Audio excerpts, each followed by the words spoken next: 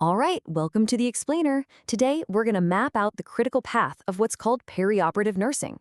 This is the entire journey, right? From the second a patient gets scheduled for surgery all the way through their first few moments in recovery. And let me tell you, this journey is absolutely filled with risks. Our job, our mission, is to be their ultimate guardian. So, what are we actually defending against? Well, throughout this whole process, three major threats really stand out: a blocked airway, catastrophic bleeding, and a super rare but incredibly lethal reaction to anesthesia. Our entire mission is built around stopping these things before they can even start. So here's how we're going to break it down. We're just going to follow the patient's journey, step by step, through four critical phases: the pre-op defense, the intra-op guardianship, the post-op rescue, and then we'll do a final mission brief to really lock in these key concepts. Okay, let's get into it.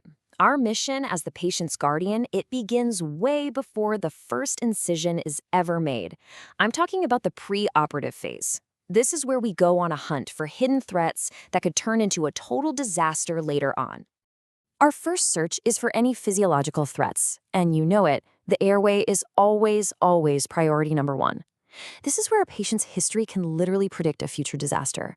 Think about it. For someone with obstructive sleep apnea, that relaxation from anesthesia can make their entire airway just collapse. Or for a smoker, their own secretions can become a serious choking hazard. Here's the chain reaction we are desperately trying to prevent. See, anesthesia relaxes those airway muscles. Gravity pulls the soft tissue back, and boom, suddenly the airway is blocked. This is exactly why screening tools like Stop Bang are so vital. A simple question like, hey, do you snore loudly? That's not just small talk, it's critical safety intelligence. Another huge pre-op mission is informed consent, and you have to know your role. The surgeon, they're the educator. They explain the what and the why. You are the patient's advocate. You're the final safety check.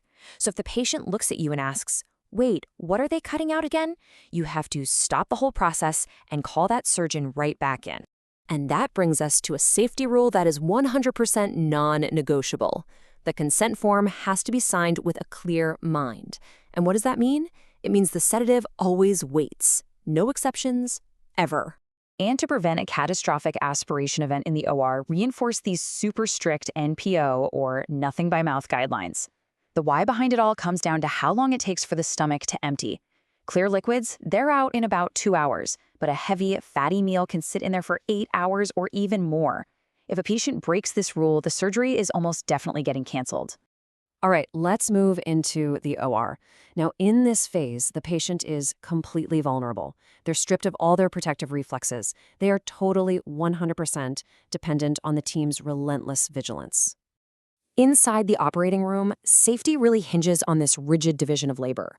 You've got the circulating nurse, who is the unsterile manager of the whole room, and then you have the scrub nurse, who is the sterile partner right there in the surgical field.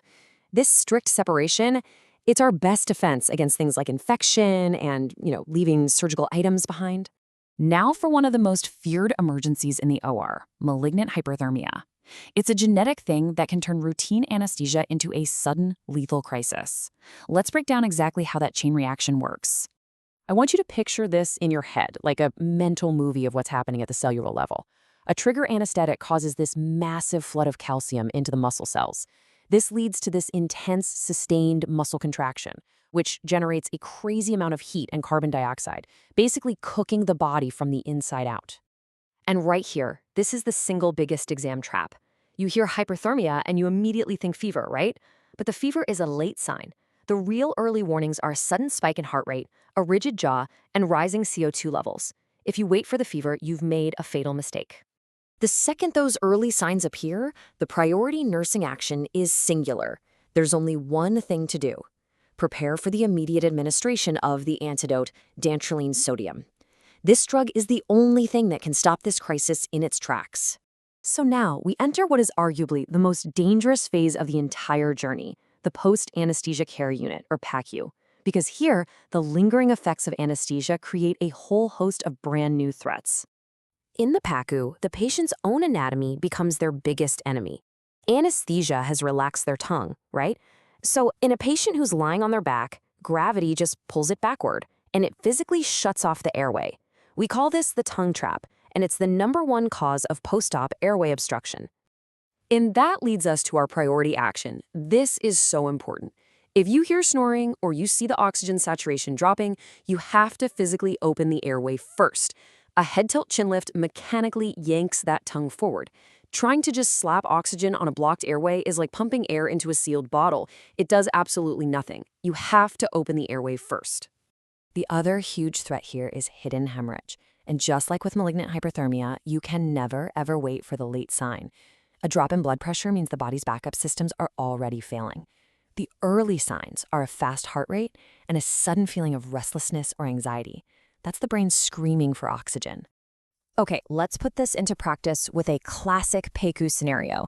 You've got an unresponsive patient, they're lying on their back, their O2 is dropping, and you hear loud snoring. What is your absolute first move? What do you do? And this scenario just drives home our core principle, that snoring is the key clue. It's shouting at you that the airway is physically blocked. You have to mechanically open that airway with a head tilt/chin lift before any other intervention is going to work. It all comes back to the ABCs. Airway first, always. Okay, let's synthesize all of this. We're going to boil it down to the most high-yield takeaways, the things you absolutely need to know for both your exams and for your practice as a patient guardian. Look, if you remember nothing else from this entire explainer, just burn these 3 principles into your mind. 1, prioritize the airway above everything else. 2, recognize that a fast heart rate is an early cry for help, while a fever and low blood pressure are late signs of failure. And 3, know that the best way to handle a crisis is to prevent it from ever happening with a really thorough pre-op assessment. And just to show you how even the seemingly small details matter in a huge way, consider a patient who's just cold. Shivering isn't just about comfort. It is a violent muscular contraction that can increase the body's demand for oxygen by a staggering 400%. For a heart that's already stressed from surgery, that can be enough to trigger a heart attack. In the PACU, there's no such thing as a small problem. So, this explainer has given you the framework, right? You know the threats, you know the defenses, and you know the priorities. But the ultimate mission of patient safety, of being that vigilant guardian at the bedside, well, that's now yours to carry out.